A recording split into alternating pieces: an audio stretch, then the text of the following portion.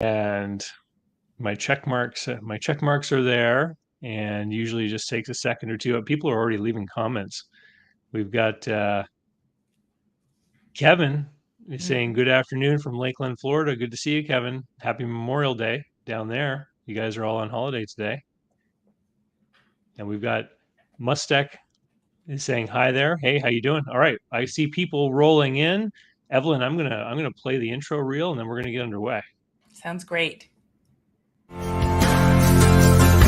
I'm David C. Barnett, and you're tuned in to Small Business and Deal Making, the podcast, YouTube channel, and blog where I talk about buying, selling, financing, and managing small and medium-sized businesses while controlling risk.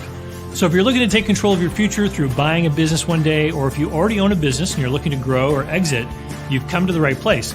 I talk about interesting things, I talk to interesting people, and I answer your questions every week right here. So be sure to hit like and be sure to hit subscribe, and let's get to it. All right, welcome everyone. I'm really happy to have Evelyn Ackah with me today. Hi, Evelyn. How are you? Hi, David. I'm great. How are you doing? I'm doing great, and we've got you live from your headquarters in Calgary. And we were just chatting before we started here that you're getting a lot of smoke from those wildfires going on right now. Is it really making an impact in the city? It has been. Like last week, kids could not play outside. My kids could not play outside. It was bad, but it's much better. It's clearing up, and the firefighters here in Alberta are doing incredible work. It's just a sign of the times now that we have to deal with this from BC, Alberta, Saskatchewan every summer. Wow.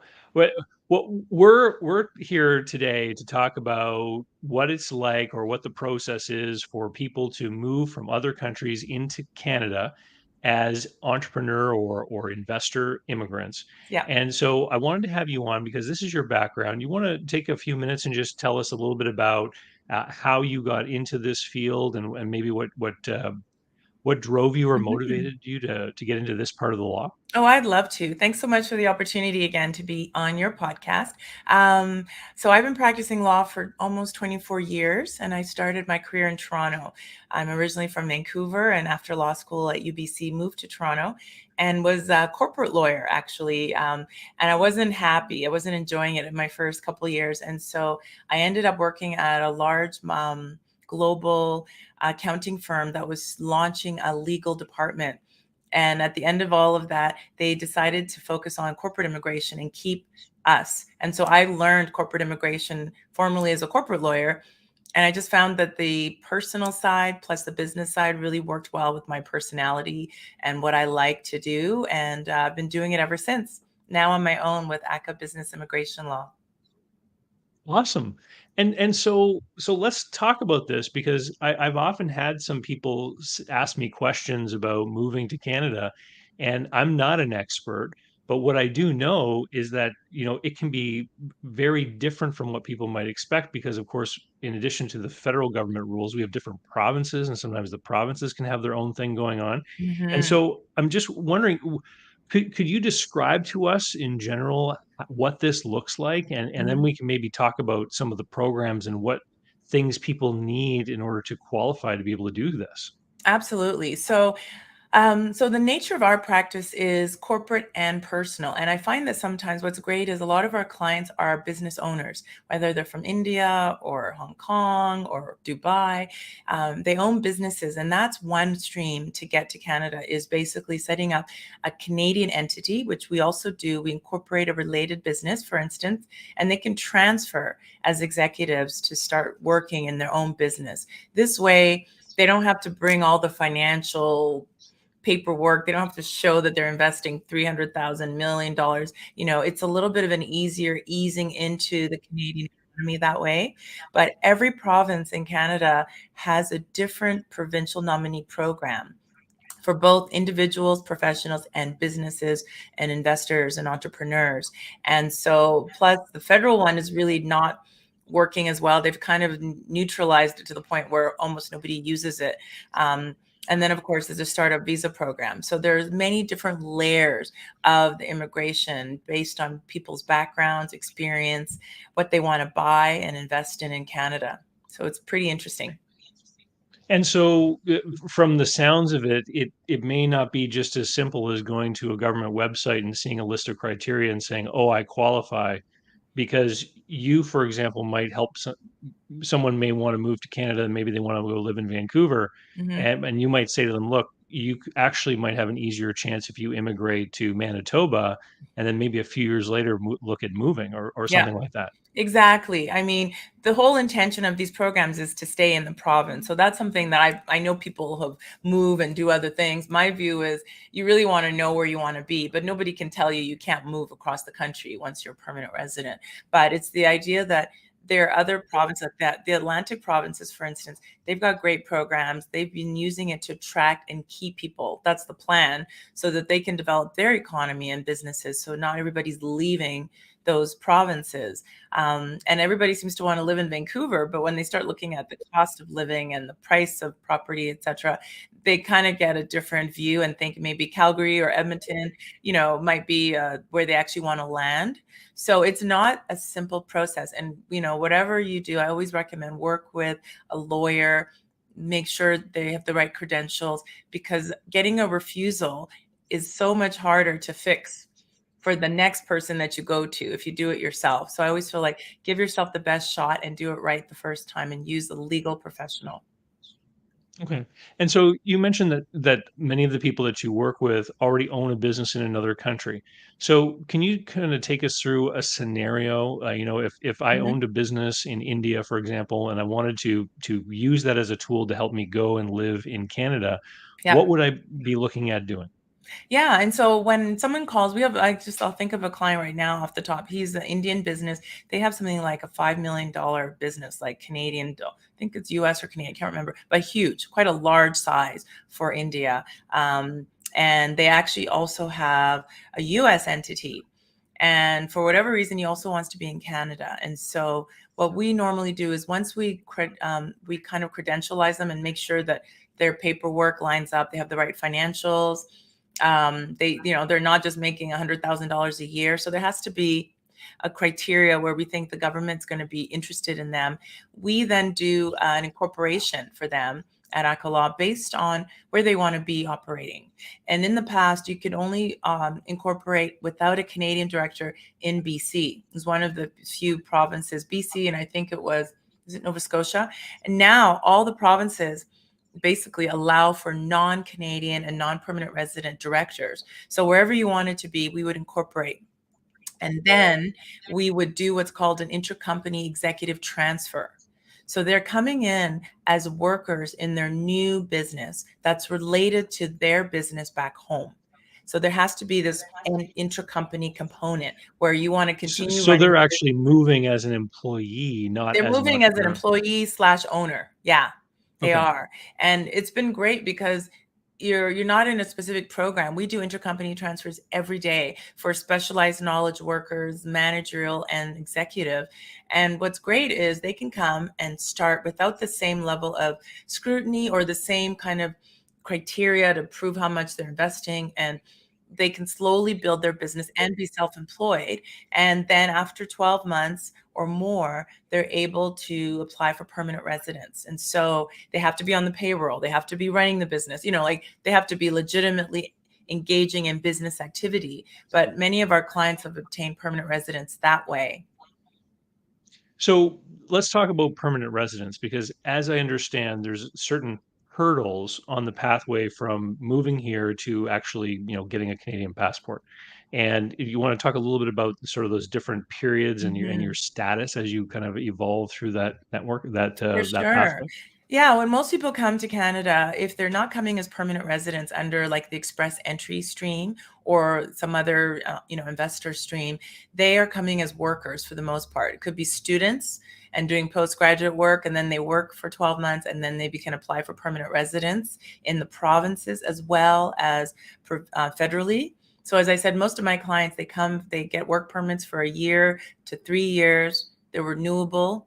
If it's under intercompany or under NAFTA, it's renewable. And then usually after 12 months or more of working, they can apply for permanent residence through the provincial programs, as well as the express entry Canadian experience class, which is the one that allows you to qualify for federal permanent residence because you've worked in Canada for 12 months and you have the right points. That's the key, is age, education, Canadian work experience. Those all give you points, language ability, and then you usually will take maybe a year and a half of processing. So probably by year 3 is finished, you should be a permanent resident. Okay, and so then once you're a permanent resident, you basically have a lot of the rights and responsibilities that a citizen has without yet becoming a full citizen. Yeah, you have all the rights and responsibilities, but you can't vote.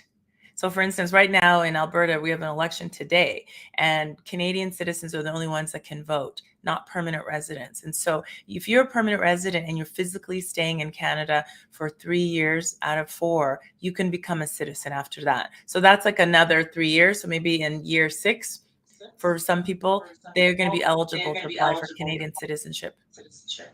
Okay, that's great. And now you just mentioned things that give you points. Mm-hmm. Why don't we talk about the point system? Because many other countries do many other things. Some countries hold lotteries, for people to get visas. Other countries, have certain criteria that vary depending on where you're coming from in the world. Mm-hmm. So why don't you tell me a little bit about the point system and how this works? Yeah, absolutely. It's probably now been about 7 years. The government revived and changed the entire federal skilled worker program. And they created this point system, which is very similar to Australia has a point system, some other countries where they're looking at the ideal immigrants that they want to come to Canada. So if you're young, and young by meaning much younger than you and I, like 30, and you have a master's degree and you speak English beautifully, and maybe you speak French and you have a couple years work experience, you probably have enough points to come to Canada. So what they've done is they've geared express entry from outside Canada, the federal skilled worker program. That's the only one you can do under express entry from outside Canada. That and the federal skilled trades, but that one is very hardly used as much, but we also want to recognize the importance of trades in Canada, not just highly educated, university people. So the way it works is, if you're young and you're educated and you speak English or French and you have work experience, you get points. And the more points you have, the higher you are in the rating scales, so that when the government every 2 or 3 weeks will say, this is the cutoff. So to this, this week, the cutoff is 500 points out of a possible, I think it's 1,200 points. Very few people get that high, but 500 is achievable if you got education. That means then you get an invitation to apply for permanent residence. And then you have 60 days to get everything in, your police certificates, your medicals, everything, to finish your upload. And it's all done online.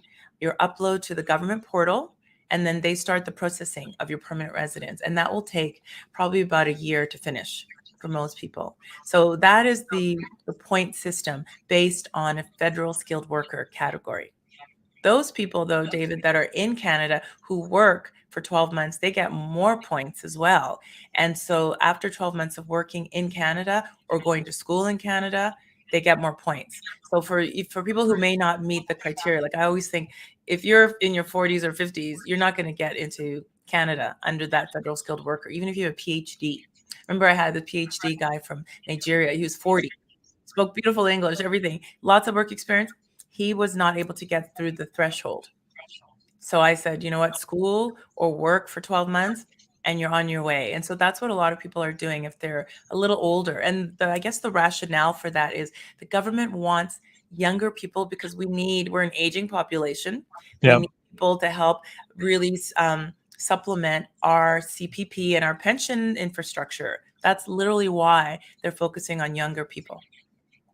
I've actually met in the last couple of years many people who have, and I'm in the Maritimes, I'm in Atlantic Canada, so I've met many people who have come here basically for their post-secondary studies, and it's not just because they want to study in Canada because maybe that degree will hold some value for them back home.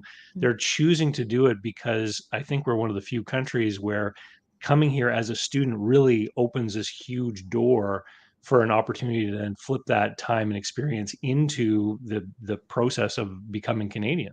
Absolutely. And honestly, there's some times when people have no other options and they want to be in Canada, and we have to be legitimate and accurate and not misrepresent. And so I've brought in a guy who was in the UK as a student, and he was in his 60s. There's no age limit on going to school in Canada if you get accepted to a program.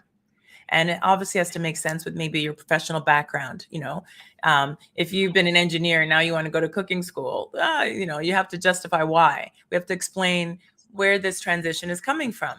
But you should be allowed in. And once you're here as a student and you graduate, this is critical. You have to graduate. Then every province and the federal government, they have ways to keep you because they already know you're adapted. You speak the Yeah. language, you go to school, you're educated here, you're working, you're paying taxes. Why would they want to send you back? So the government's really focusing on keeping postgraduates in Canada as another way to supplement our aging population and the need for skilled Okay. workers, right? So we've talked a little bit about if you own a business and you set up a Canadian branch, how you can kind of get yourself in through this transferring executive channel. Hmm. We talked a little bit about skilled workers. Let's now talk about, sort of other kinds of entrepreneur investors. Let's say you just sold the family farm in Holland, and now you've got a big bank account. You've got $1 million or so, and now you Hmm. want to come to Canada and you want to buy or set up a business over here. What does that pathway look like?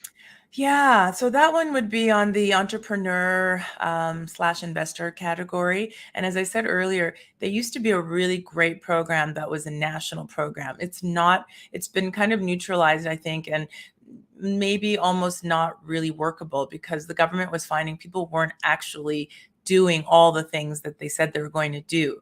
So what I focus on now is mostly looking at the provincial entrepreneur program. So British Columbia has a great program where you can buy or invest in a business at the $300,000 mark if it's outside of the Greater Vancouver Regional District. So that's like out in the smaller towns, Kelowna, that kind of thing, Kamloops. The investment has to be up to $1 million if you want to be in the Greater Vancouver region. So Okay. they can choose to buy a business, they can choose to start a business, they can partner with an existing business. And then they have to get the approval through the BC government, and they even have to come out and look at the business. And there's a whole chain of process. The manual for the BC program is really big because there's so many steps. But if somebody really wants to do it, it's very much doable if they can show they have the money, and they have to show where the money came from, and they have to show that they've got experience of some level running a business, ideally. So that one is the BC one. And every province has some variation. In Alberta, they're focusing on farms more than businesses right now, unless it's in the startup high tech kind of industry. And I know Atlantic Province, they have great programs there that have changed over the years where they're trying to attract people to start and create businesses so they can stay and help the economy. So I think every province is so different that you literally have to check out the provincial nominee program for that province and look at all the criteria. The ones I know, because I do mostly, because I'm in the west of Canada, is the BC and Alberta and Saskatchewan. Yeah. Ontario has one too, but so it's very much, if you have money and you have business experience, you may qualify for that. And that might be the way you want to come to Canada if you want to run a business. Not everybody wants to come and run a business in Canada. They just want permanent residence. And so you need to really dig deeper sometimes into what is the intention? What do they want to do? Because if they don't really want to run a business, it's not going to work out well for them. I know that here in my experience in New Brunswick, back when I had my business brokerage office, this would have been 2008 to 2011 period.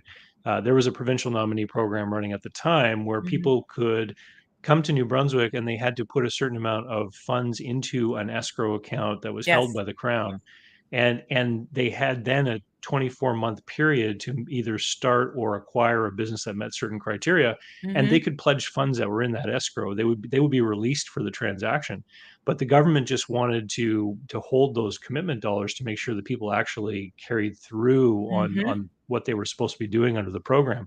I believe the program's changed, and to your point, these things come in cycles, and they Yeah. they have certain periods of time, and then they wind up or they change, And so if somebody comes into the country, though, under one of these programs, Mhm. typically they get grandfathered if there's a change after they arrive, correct? That's correct. If the program has changed, they still have to qualify, but usually if they were entered into the country based on that program, they'll keep them finishing that program. And that's the thing, is the same thing with the escrow, the funds. The government really wants to know where your money's coming from, because they want to feel confident that it's not coming from proceeds of crime or whatever, and they need to know how you've earned it. And so that's what I mean by there's more scrutiny if you're coming under the investor entrepreneur, but it's the government's way of making sure they're letting in somebody that's legitimately going to run a business. And then, of course, after you meet all the criteria, they give you your money back. That's how it should work if you're doing all the right things. Is there any advantage or disadvantage from having from coming from certain countries over others? I would say the only advantage is if you're coming from a country that doesn't require a visa, it's a little bit faster because you're not processing through the consulate. So, for instance, Australian citizens, New Zealand citizens, for instance, UK citizens, they're visa exempt. So that means they can get on a plane and come to Canada, and they can get here and go look at businesses even before they start their investor process and meet people and look at, where they might want to live without needing to go through the consulate. It's a little harder for people who need visas like Indian citizens and Nigerians, um, other countries, Chinese citizens, because they have to do that first step as coming as a business visitor, let's say, or a tourist, and get the visa before they can get on the plane and come and do some of their initial scoping. Okay. Can can you give us an example of some of the problems that you've seen people run into, things that they've gotten wrong that have caused them grief in the process? Well, a lot of times people call and they say, we have money, we want to invest. And I said, what do you want to do? And they said, we just want to buy a house in Vancouver. You can't do that. That does not qualify you for immigration status. And so the lists are very specific in BC, especially, but every province which says this is not considered, this is an ineligible investment or Right. occupation. So I think that if people don't read, and they might end up with somebody that's unscrupulous helping them, or an agent of some sort, they'll find out the hard way that they've bought a property, but they still don't have permanent residence. And that's not necessarily what the plan was. What I see a lot of times is people that may not have professional business experience. Maybe you're a farmer and now you want to run a restaurant, and it's just, I always have to say, it has to make sense. It has to make sense for immigration to make that leap from you farmed in the small town in India or Pakistan, let's say, and now you're going to run an IHOP, right? And it's like you've never been to North America, so it's like you need to show them that you have the experience needed to be successful. Those people that do these programs that don't have professional managerial experience of running a business, entrepreneurship, they don't usually do well, and they won't be approved usually if the government doesn't feel confident in their skills. Yeah. Yeah, and over the course of time, I've met quite a few people online who are contacting from other countries, and Hmm. they're asking questions, or they're talking about business opportunities that they've found online. And, maybe it's in a, you know, I don't know, a small rural community somewhere that could literally be a 100-kilometer drive through the woods to the next town. Hmm. And they're asking questions and things, and I'll pose questions to them like, "Do you really know where this is on the map? Do you No understand what it's idea. gonna be like to live there?" And so I always encourage people, do not get involved in any kind of proceedings to get into business or buy a business online without having come to Canada. Hmm. And, I get emails a lot from people who watch my YouTube channel and things, and they'll send me a message saying, "Hey, David, I'm coming to Canada. It would be great to meet you." And I'll say, "Well, where are you going?" And they'll say, I'm going to Toronto." And I'll say, "Well, that's an 18-hour drive from where I live." And for most people can't drive 18 hours in their country Yeah. and stay in their country, right? They don't And realize they how just big Canada is. Like, they really don't. So I think those that are serious have come to Canada before, or will definitely have to do this trip. Those people, I think they know they have visitor visas. They've been to the US, they've been to Canada and the UK, and they know why they want to be in Canada. It has to make sense. If they have a business and they want to expand, that makes sense. If they want to invest in a family business with their money as a way to come to to get permanent residence, that makes sense. It has to fit that. Otherwise, we don't do files for everybody that comes in the door. I'm sure just like you want successful applications and processes to work for your people. And if they don't meet all the criteria, like check, verified, then I say, I don't think it's, let's look at another option, because that might not be the right fit for you. And Yeah. especially speaking English, they have to speak English well, as well, because those are going to be criteria for permanent residence as well down the line. Yeah, no, great points. And of course, if you are somewhere in the world and are, you speak French, there's parts of Canada where you can move Yes, to as well, and pretty much get along in French too. absolutely. Um, what would you say that the immigration process for coming to Canada, would you say that it is sort of a hurdle or obstacle, or would you say that this is a process designed to to funnel certain people through quickly? Because when I talk with people in other countries, like particularly Americans, Yeah. we'll talk about immigration, and really Canada is a pro-immigration place. I mean, we want more people. We do. I definitely agree. I think we are pro-immigration, but it's also about moving through the process and not skipping lines. Like, I don't do any refugee or asylum type work or appeal work with respect to people trying to claim refugee status. I only deal with educated professionals and business owners. And so I think that for the most part, Canada is very facilitative compared to the process of the States. Like some of the work we do is it's called nearshoring, where some of our Silicon Valley and other US businesses, they have employees that they want to keep, that because of their US limitations on visas and the long delays to get permanent residence for certain countries to get green card, something like 15 years for Indian citizens or something crazy. Wow. Whereas literally you can come to Canada, work for 12 months as a software engineer, and within 2 years of that, you become a permanent resident. So we are faster. We want to make it easier. You still need professionals because there's so many bumps along the way where people make mistakes. But if you do it right, there's no reason why after 3 years of being in Canada, you are not a green card holder or the equivalent, a permanent resident.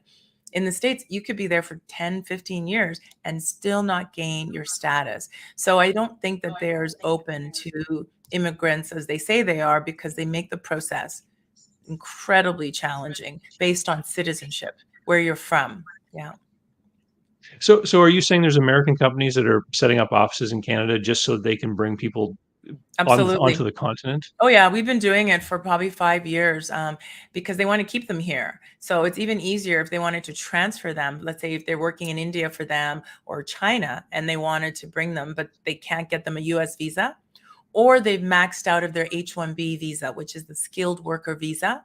If they cap out and they can't get any more and they don't have green card status, they will transfer them.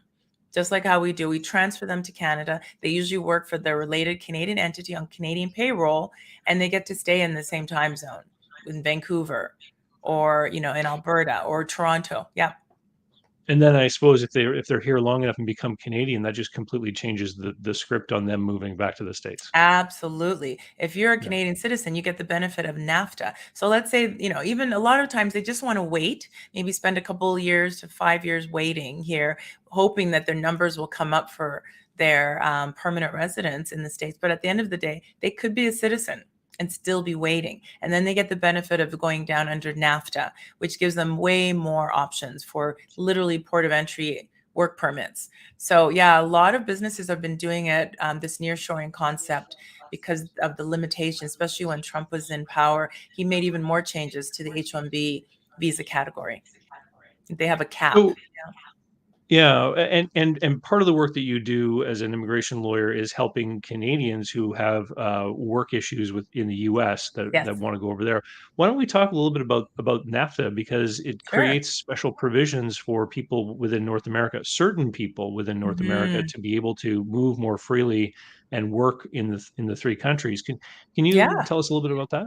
I love it. I mean, I do the cross-border work is just because when I worked with a global accounting firm, we were doing it for the clients and for our employees. And so under NAFTA, or the new NAFTA, it's called the USMCA, the US Mexico Canadian Agreement. Now I just still call it NAFTA after all these years. And basically it allows for Canadian citizens, so you have to have a Canadian passport, not a permanent resident, to be able to apply for both a TN visa, Treaty NAFTA visa, or an L1 visa. The L1 is the intercompany transfer.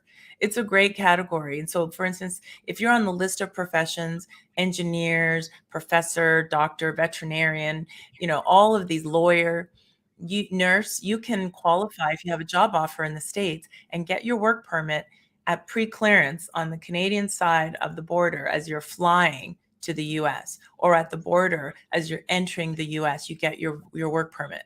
So I have I have a friend from law school. She's been with one of my closest friends living in the US as a lawyer for like 25 years since we finished law school, because she can't get green card because she works for an organization that cannot sponsor her.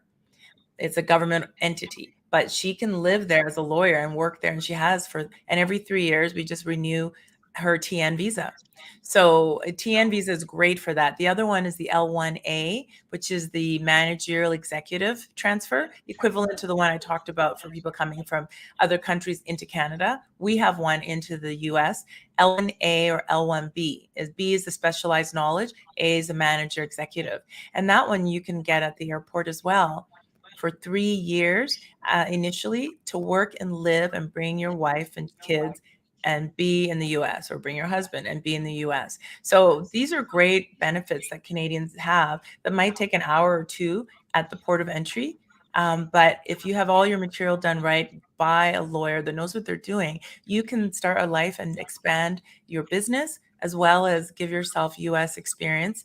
And from there, likelihood you can move to green card much faster. Yeah. Hmm. So so just for somebody who's thinking about this journey, can you give us an idea, for immigrating to Canada as an investor, what does it end up being as far as an investment in legal fees and stuff? What can people expect? It really depends. I mean, that's the thing, David. It's like, the startup visa, we haven't even talked about. The startup visa program is like this huge program that if you get sponsored by an incubator or other organizations that are designated, you could move to Canada and they will help you start up a visa, a sort of a business that has innovation and technology behind it and everything else. And those can be anywhere from like $100,000 to $200,000. Almost all of it goes to the companies that are bringing you, that help you get everything set up. The legal fees are, maybe $8,000 to $10,000. It depends how many people are in the family, but that's the minimum part of the whole process. So when we do startup visas, we work with those partners and they do all of that, and we just do the immigration part of it. If you're coming in as an entrepreneur and investor, it really depends on the program, how much it could be. It could be anywhere from, as I said, $10,000 to $30,000. Legal fees, it just depends how much you need and which program you're coming in under. So it makes it hard to kind of give a blanket, but that's kind of the range, I would say.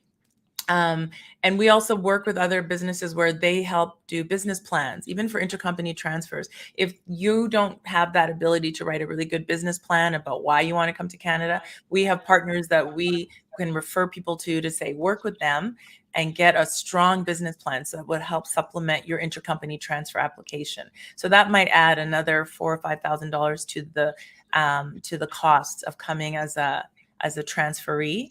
And the U.S. applications are in that same range too. We do the E1s and the V2 and the E2s. Those are the entrepreneur investor treaty, but those are based on citizenship. And so that's why we do the Canadians going to the U.S. And we have the ability to work with our colleagues in the States that are of counsel lawyers that can do into the U.S. from every other country. I'm not a U.S. licensed lawyer. I'm Canadian licensed. I don't have the time with twins to do that. I literally just have to write one exam, and one day I might do it. But I use our colleagues on the U.S. side for people from, say, Britain who want to move to the U.S.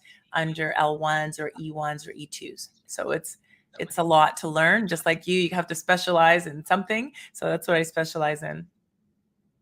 Well, this has been great. So really, as we said before, it's hard to just say, here's the criteria you need to meet if you want to do this. Yeah. It is more complex. There's a whole bunch of different programs. You mentioned how things can be different by region. I know here in Atlantic Canada, where I live, they introduced something a few years ago, the Atlantic Immigration Pilot Project, Mhm. where they allowed companies to sponsor certain types of workers. And I know, um, some work. You mentioned skilled trades, but I Mhm. know of like restaurants, certain Yep. style of cuisine restaurants that have been using AIPP to bring people from that country. So like an Yep. Indian food restaurant using that program to Exactly. bring a chef from India, right? Because the labor pool just isn't deep enough for them to find enough qualified people. And Yeah. so it's allowing a lot more different kinds of people who may not even have had, the opportunity before to get in, Mhm. are able to come in. And these programs often, like that one was a pilot project. It was Yes. for a certain number of years. Sometimes they get extended, sometimes they don't. Sometimes they last for a little while. So Yep. And really, if it's Saskatchewan something that has that someone's, same type of program too, where they're looking for specific occupations, right? And if yeah, you have that and you have a family member in the province, you have a heads up on coming to that province because they're trying to attract. We're all competing. It's weird that Canada is federal. We should all be working together. But it seems like the provinces, by creating these provincial nominee programs, we're competing against each other to bring in the best people, and we should just be like, come on down, let's get this big federal program, and then let people go where they choose to go. But it doesn't always work that way. yeah. And so if you are, a skilled person, or if you are an entrepreneur in another country and you're looking at moving to Canada, take a look at these different programs and maybe give someone like Evelyn a call to talk about where you might go, because Mhm. it could be easier to get in than you think, and it may require you to take a look at living somewhere other than Toronto or Vancouver. Yes, I definitely think so. I mean, we do consultations. Obviously, they're paid to talk to the lawyers on our team, but it's important, I think, to get the right advice. So before you start launching in, you want to know you meet all the criteria first. And so we do that. We Yeah. do that analysis. Usually people provide us with all their credentials, resumes, educational levels, so that we can count their points, how old they are, if they've ever been refused visas, if they've traveled at all outside of their home country. All of those factors impact the likelihood of success. So we ask all those questions, and then we try to strategize on the fastest, most efficient way to get them their goal. And sometimes it might be investing in a business, and and I have to definitely talk to you after this, David, because we have people who reach out who say, I have all this money, I want to invest in a business, and we don't do brokering, that level. We need to find people maybe to help them, like yourself, who might understand what they're looking for. But even I'll think about school. I'll think about, are you married to a Canadian overseas and you ready to come back home? Let's just do your sponsorship. So there's different options depending on the person. And until you do that consultation, you won't really know all the Hmm. various options that are available to them. Well, this has been great, Evelyn. If anyone wants to reach out and learn more about you, or talk with you, or follow some of the things, I know you often appear on LinkedIn doing lives and things like this. Where is the best way for people to reach you? Oh, they can search for at Ackah Law. That's our handle on most of our social media, on YouTube, Instagram, Facebook. And the law firm is called Ackah Business Immigration Law. Our phone number is 403-452-9515. And we'd be happy to do a complimentary discovery call with our client engagement team to just find out if we can help you. And if we can't, in that initial non-lawyer call, then we will see if we can refer you out to somebody that can help you. Well, this has been awesome. I'm going to play the closing reel, and then you hang on, Evelyn, because I'll Thank say you. goodbye to you Appreciate after it, we're David. done. But for everyone who joined us live, thank you very much, and we'll see you all next time. So, how can you learn more about buying, selling, financing, and managing small and medium sized businesses? Easy. Head over to my blog site at davidcbarnett.com. You'll find hundreds of articles and videos, all for free. You'll find links to my books and online courses, and you can sign up for my email list and get emails covering topics that interest you and be notified of new videos. Special thanks go out to today's video sponsor, Mark Willis of Lake Growth Financial. Mark helps people better manage their personal wealth and business finances through the Bank on Yourself insurance strategy. This is something I've done personally and I've gotten lots of positive feedback from people I've worked with over the years. Go to newbankingsolution.com to find a playlist of all the interviews I've done with Mark and to learn more about the advantages of these programs. While there, sign up to arrange a conversation about what this solution might look like for you. This episode of Small Business and Deal Making is brought to you by SMBpodcastnetwork.com. The network is a collection of podcasts and shows from around the internet which focus on bringing you interviews with amazing guests who share actionable advice, ideas, and information for small and medium-sized business owners and entrepreneurs. Visit www.smbpodcastnetwork.com to find more great shows and easily subscribe to be notified of new episodes. It's a great way to discover quality content. And if you've discovered us today via the network, then I hope you're enjoying the show and will consider subscribing directly so you never miss any one of our great episodes.